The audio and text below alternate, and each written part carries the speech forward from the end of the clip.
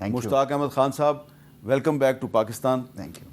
تو سب سے پہلے میں آپ سے یہ جاننا چاہتا ہوں کہ آپ کا وزن بہت کم ہو گیا ہے. جی، اس کی کیا وجہ ہے؟ اس کی ایک وجہ تو یہ ہے کہ یہ 20 دن کا سفر تھا میڈیٹرینین میں، تیونس سے اشدود بندرگاہ تک. ویسے تو ہم غزہ جا رہے تھے لیکن ہمیں اغوا کیا گیا، تو اشدود جو مقبوضہ فلسطین کی بندرگاہ ہے وہاں پہنچایا گیا. تو پورے 20 دن کے سفر، 20 دن کی راتوں میں ہم 24 گھنٹوں میں ایک دفعہ کھانا کھاتے تھے اور اس میں سے 2 دفعہ سالن کھایا.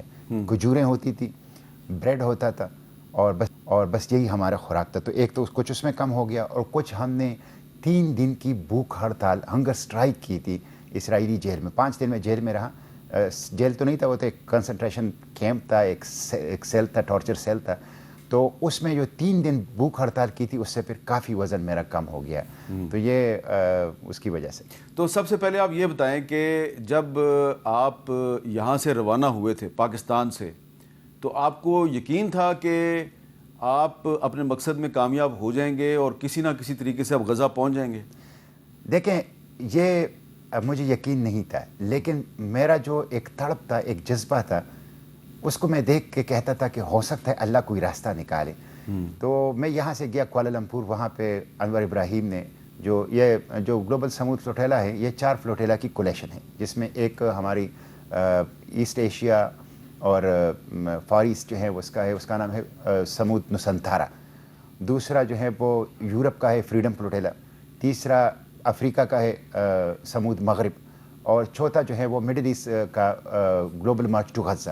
تو ان 4 نے مل کے ایک گلوبل سمودھ فلوٹیلا بنایا تھا. تو ہم ملیشیا کا حصہ تھے. تو میں کوالالمپور گیا اور میں شکریہ ادا کرتا ہوں ملیشیا کا، انور ابراہیم کا، کہ انہوں نے اپنے ملک کا جھنڈا بھی ہمیں دیا اور وہاں پہ سمودھ نسنتارا کا جو فلوٹیلا ہے اس کا جھنڈا بھی ہمیں دیا، اور فائنینشیل سپورٹ دی اس پورے، اس کو ڈپلومیٹک سپورٹ دی.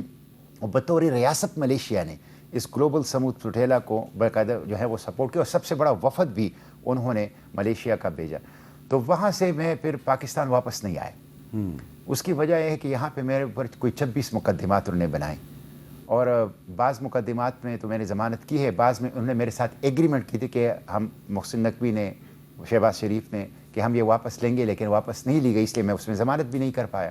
تو مجھے ڈر تھا کہ یہ لوگ مجھے ایئرپورٹ پہ روکیں گے، اس لیے میں کوالالمپور سے سیدھا تیونس کیا. پھر تیونس میں جس طرح ہمارے اوپر 2 ڈرون اٹیک ہوئے رات کو، پھر وہاں بیوروکریٹک رکاوٹیں حکومت نے ڈالی، تو مشکل تھا، لیکن امید بھی اللہ سے تھی. تو اللہ نے کرم کیا اور ہم نے اسرائیل کو پوری دنیا کے اندر ایکسپوز کر دیا. اس کا جو جنوسائیڈل فیس ہے، اس کی جو ٹیررسٹ چہرہ ہے، اس کو پوری دنیا میں ایکسپوز کر لیا. تو اس پہ میں اللہ کا شکر ادا کرتا ہوں. اچھا، تو آپ کس تنظیم کی نمائندگی کر رہے تھے وہاں پہ؟ میں یہاں سے گیا ہوں، یہاں پہ پاکستان میں ہم نے ایک کولیشن بنائی ہے. وہ نوجوان، وہ بچے نان پولیٹیکل جو کالج یونیورسٹیز میں پڑھتے ہیں یا اچھے جاب کرتے ہیں آئی ٹی کے شعبے میں، میڈیکل کے شعبے میں، انہوں نے تنظیمیں بنائی ہیں چھوٹی چھوٹی، جو ڈونیشنز بھی بھیجتے ہیں وہاں غزہ نان فارمل طریقوں سے. اور اس کے ساتھ ساتھ بائیکاٹ کی کیمپین بھی چلاتے ہیں، ایجوکیشن اویئرنیس ایڈوکیسی بھی کرتے ہیں. تو ان کی ہم نے ایک کولیشن بنائی ہے، فلسطین ایکشن کولیشن. میں ان کا وفد لے کے گیا تھا. اس میں ہم مجھ سمیت 5 لوگ تھے. ایک میں تھا، میں پاک فلسطین فورم کا نمائندہ تھا، اور باقی 4 جو تھے وہ مختلف چھوٹی چھوٹی دیگر تنظیموں کے. تو میں فلسطین ایکشن کولیشن کا وفد لے کے گیا تھا اور خود پاکستان فلسطین فورم کو ریپریزنٹ کر رہا. اب یہ بتائیں کہ وہ ایک لمبی کہانی ہے. جب آپ کا سفر شروع ہوا تو کئی دفعہ ہماری آپ کے ساتھ بات چیت بھی ہوئی اور آپ کے ساتھ ہمارا رابطہ بھی رہا. یہ بتائیں کہ جب آپ کو گرفتار کیا اسرائیلی کمانڈوز نے، ایکشن کیا، تو کیا ہوا تھا اس وقت؟ دیکھیں، ایک تو ہمیں ایس او پی دی گئی تھی کہ آپ جو ہیں، جب ہم کریٹی سے روانہ ہوئے تو ہمیں پتہ ہے کہ اب ہم خطرے میں ہیں، ہم پہ کسی وقت ڈرون حملہ دوبارہ ہو سکتا ہے. حالانکہ پہلے ہمارے اوپر تیونس سے سسکی کی طرف جاتے ہوئے ڈرون حملہ ہوا پوری رات. اس کے بعد جب ہم کریٹی سے روانہ ہو گئے، یہ 4 دن اور 4 راتوں کا سفر ہے، تو ہمارا خیال تھا کہ اب ہم پہ شدید حملے ہوں گے ڈرون، اور ساتھ یہ کسی وقت انٹرسیپٹ کر سکتے ہیں ہمیں. تو ہمیں یہ ہدایت دی گئی تھی کہ آپ نے اپنا موبائل فون پھینکنا ہے، اپنے بلانگنگز جتنے بھی ہیں آپ کے سامان وہ پھینکنا ہے، تاکہ کوئی بھی کارآمد چیز صہیونیوں کے ہاتھ نہ لگے, ان کو کوئی فائدہ نہ پہنچے. تو جب ہم روانہ ہو گئے تو یہ 50 کشتیاں تھیں میر صاحب. اسرائیل کے آرمی کا IDF, جس کو میں ہم سب IOF کہتے ہیں, اسرائیلی آکوپیشن فورسز, ان کا تو پہلے بھی مجھے اتنا نہیں تھا, لیکن جب میں نے قریب سے دیکھا, یقین کریں یہ پیپر ٹائیگرز ہیں, یہ کاغذی شیر ہیں, ان کی کوئی حیثیت نہیں ہے. آپ اندازہ کر لیں, ہم 50 کشتیاں تھے, پوری کی پوری نیوی انہوں نے ڈپلوائے کیا تھا, اور ان کو ہمیں انٹرسیپٹ کرنے میں 12 گھنٹے لگے. میری کشتی جس کا نام تھا الکٹھلہ, یعنی اس کا اپنا نام الکٹھلہ تھا, لیکن اس کا کوڈ نام ہم نے رکھا تھا یافا. یافا آپ کو پتہ ہے فلسطین کا ایک شہر ہے, لیکن میں اس کو لیڈ کر رہا تھا اور میں نے اس کا نام رکھا تھا یحییٰ سنوار. لیبین نے اپنی کشتی کا نام رکھا تھا عمر مختار. عمر مختار کے اوپر ٹنوں کے حساب سے انہوں نے سامان بھی رکھا ہوا تھا. تو میری کشتی سیکنڈ لاسٹ تھی جو انٹرسیپٹ ہوئی, اور آخری کشتی جو تھی وہ صرف 28 کلومیٹر دور انٹرسیپٹ ہوئی. میری کشتی 40 کلومیٹر دور انٹرسیپٹ ہوئی. تو غزہ سے 40 کلومیٹر. غزہ سے 40 کلومیٹر. اچھا, پھر انہوں نے, یہ آپ یقین کریں, آپ کی اس بلڈنگ سے بہت بڑی ایک بحری جہاز جو ہے وہ ہماری کشتی کے پیچھے لگا تھا, 12 میٹر کی کشتی.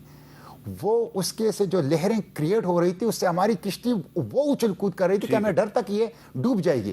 اچھا, اس کے بعد جب ہم نے روک لیا, انہوں نے ہمیں لاؤڈ سپیکر پہ کہا کہ رک جاؤ, انجن بند کرو, ہاتھ اوپر اٹھاؤ اور حرکت نہ کرو. تو ہم, ظاہر ہے ہم تو ان آرمڈ تھے, ہمیں ہدایت دی گئی تھی کہ ہم سویلین ہیں, ہم ان آرمڈ ہیں, ہم ہیومینیٹیرین ایڈ ورکر ہیں, آپ نے کوئی ریزسٹ نہیں کرنا. اس کے بعد انہوں نے ہمارے اوپر بہت بڑی لائٹ سے, پھر پانی کے پائپ سے وہ اپنی تسلی کر لی. ایک چھوٹی کشتی میں کوئی 12 کمانڈوز آئے, وہ S-13 یونٹ تھا, اور کہتے ہیں کہ یہ امریکی نیوی سیل کے برابر ہے. ٹھیک ہے. جب وہ آئے میر صاحب, تو جب وہ ہماری کشتی پر, یعنی ٹارگٹ کشتی پر اپنی کشتی سے جمپ کر رہے تھے, تو 2 دفعہ ایسی بری طریقے سے گرے کہ ہمیں ڈر تھا کہ ان کی ڈر کی وجہ سے ہم پہ گولی نہ چلائیں. کوئی ان کی, یقین کریں, تربیت اچھی نہیں تھی, پروفیشنلزم جو کمانڈوز میں, جو اس طرح کی ایک فورس میں, اگر ہمارے ساتھ 100 کشتیاں ہوتی اور ہم 18-20 دنوں کے سفر کے تھکے نہ ہوتے, بلکہ یونان یا ترکی سے 4 دن کے سفر پہ آتے, یقین کریں یہ کسی بھی صورت میں ہمیں انٹرسیپٹ نہیں کر سکتے تھے. یہ بالکل جعلی اور کاغذی فورس ہے. بدقسمتی یہ ہے کہ مقابلے میں یہ بیبی کلرز ہیں, بچوں کے لیے یہ صرف مطلب قتل کرنے کے لیے, یہ کسی قسم کے ریزسٹنس کو قابو کرنے کے لیے یہ اس قابل ہی نہیں ہے. اچھا, اب یہ بتائیں کہ پھر آپ کو وہ اپنی جیل میں یا کنسنٹریشن کیمپ میں لے گئے, وہاں پہ کیا ہوا؟ دیکھیں, ایک تو جب وہ آئے نا, تو سب سے پہلے ان کو نفرت تھی فلسطین کی. ہمارے کشتی کے اوپر 3 جھنڈے لگے تھے. ایک جھنڈا فلسطین کا تھا, ایک جھنڈا تیونس کا تھا, ایک جھنڈا پاکستان کا تھا.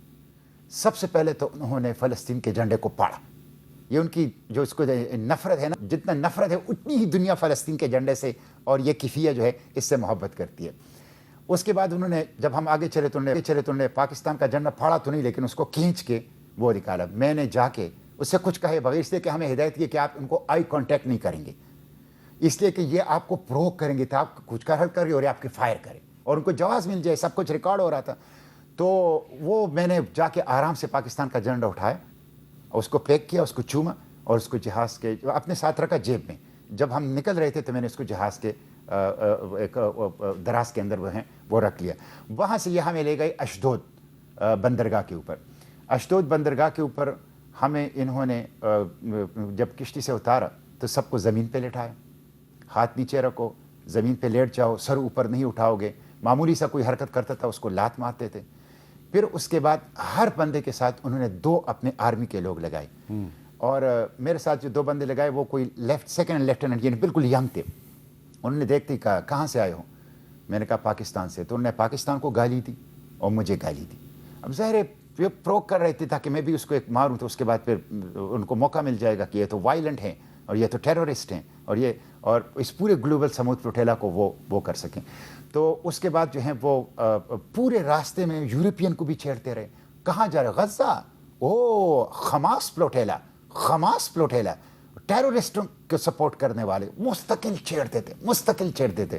تو ہمیں انہوں نے کوئی 30 کاؤنٹر ایک بہت حال میں رکھے تھے. ہم نے گزارا, ہمیں اس سے पासपोर्ट की फ़ोटोकॉपी, हमारी फ़ोटोकॉपी, सारी चीज़ों की चेकिंग, फिर सारी चीज़ें, और दूसरी तरफ ले जाके हमें उन्होंने एक प्रिजन वैन में बिठाया। वो प्रिजन वैन ऐसी थी जैसे मेरी सीट है तो उसके आगे भी छत तक दीवार, पीछे भी छत तक, चारों तरफ दीवार, हमें कुछ नज़र नहीं आता था। वहाँ से ये हमें नेगेव डिज़र्ट में जो किज़्यूत जेल है, मशहूर बदनामी ज़माना, वहाँ ले गए। अच्छा, तो वहाँ पे क्या हुआ? वहाँ पे इन्होंने हमें कपड़े हमारे उतार दिए, हमें जेल के कपड़े दिए, हमारी ये किफ़िया वो तो उन्होंने बंदरगाह पे छीन के हमें ज़मीन पे फेंक दी। और जब बंदरगाह से भी हमें ले जाते थे ना, जिस तरह ग्वांटानामो के कैदी को ले जाते हैं ना, उसी तरह ले जा रहे थे। वहाँ पे इन्होंने हमें वो कपड़े जेल के पहना के उस सेल के अंदर बंद कर दिया। वो कोई 2 ब्लॉक थे, बहुत बड़े बड़े उन्होंने वहाँ पे सेल बनाए हैं, टॉर्चर सेल हैं। और उस एक ब्लॉक में 10 कमरे, एक साइड पे 10 दूसरे साइड पे, दरमियान में 30 फुट का एक बरामदा होता था जो ऊपर से खुला होता था, लेकिन उसके ऊपर वो आपके साथ क्या हुआ? देखें, मेरे साथ तो हमारे सेल का नाम था 911, यानी 9 नंबर ब्लॉक में 11 नंबर सेल, उसको ये कहते थे ये ट्रबल मेकर्स है। तो सबसे पहले हमारे सेल के ऊपर जब हम लेटे हुए थे तो अचानक दरवाज़ा खुला और 20 बंदे लोग आ गए, उनके साथ गने थी और कुत्ते थे। उन्होंने हमें कॉर्नर के अंदर लाते मार के जमा कर लिया, गने हमारी पेशानियों के ऊपर रखी, और कुत्तों का मुंह जो है वो हमारी मुंह तक आता था। कुत्ते हमारे ऊपर जो हैं वो छोड़ दिए। फिर हमारे हाथों में हथकड़ियाँ डाल के पीछे सख्ती से कस लिया, पाँव में बेड़ियाँ, और हमें आंखों पे पट्टियाँ बांध के बाहर ले जाया गया, पता नहीं कहाँ, लेकिन आइसोलेशन में पहले रखा गया, फिर इकट्ठे किया गया एक पिंजरे में। एक पिंजरा था खुले मैदान में। वहाँ पे हमारे हाथ इतने टाइट बंधे हुए थे कि 1-2 घंटे के बाद हमें पता नहीं चलता कि हमारे हाथ है या नहीं। नमाज मगरिब का टाइम हो गया तो हमने उनसे कहा कि हम मगरिब की नमाज़ पढ़ना चाहते हैं, कोई इजाज़त नहीं है। हमने वो वाहिद नमाज थी जो बग़ैर वज़ू के हमने पढ़ी, बग़ैर तयम्मुम के पढ़ी, बग़ैर रुकू के पढ़ी, बग़ैर सिजदे के पढ़ी, बग़ैर क़ैदे के पढ़ी। हमने जमात की और मुझे उन्होंने नमाज के लिए आगे किया, और हमने खड़े खड़े बग़ैर तयम्मुम, बग़ैर वज़ू के, बग़ैर रुकू और सिजदे के, बग़ैर क़ैदे के खड़े खड़े मगरिब की नमाज जो है वहाँ पढ़ी, लेकिन अपनी नमाज जो है वो छोड़ी नहीं।